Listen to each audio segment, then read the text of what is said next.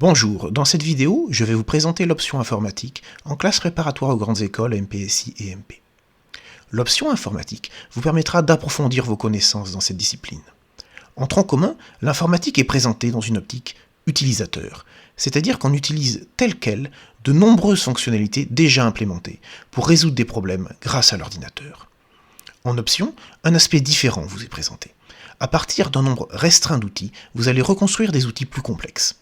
Par exemple, en option, vous ne vous contenterez pas d'utiliser des structures de données complexes, mais vous apprendrez à les construire.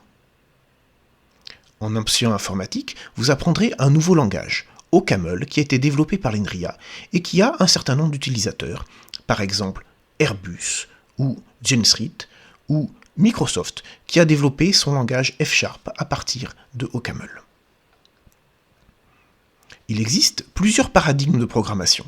Vous avez déjà appris en tronc commun à programmer de manière impérative. En option, vous apprendrez un second paradigme, la programmation fonctionnelle. Selon ce paradigme, les variables sont constantes, leur contenu ne peut pas être modifié, et les boucles for et while sont remplacées par des fonctions récursives, c'est-à-dire des fonctions qui s'appellent elles-mêmes.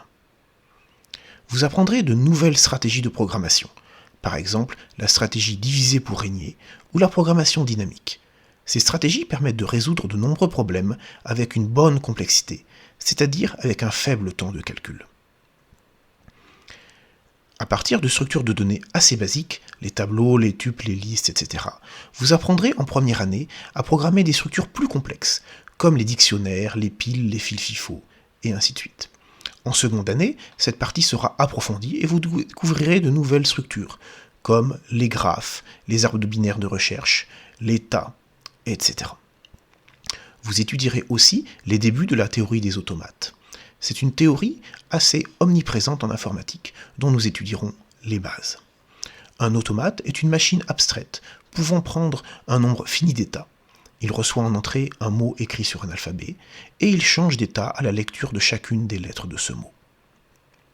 Dans l'exemple qui s'affiche à l'écran, pour qu'un mot soit reconnu, il faut et il suffit qu'il débute par un A et se termine par un B.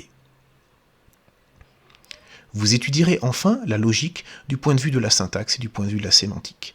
Aux formules de la logique propositionnelle, c'est-à-dire les suites de symboles qui respectent la syntaxe, on associe une sémantique permettant d'attribuer une valeur, vrai ou faux, aux symboles et aux formules.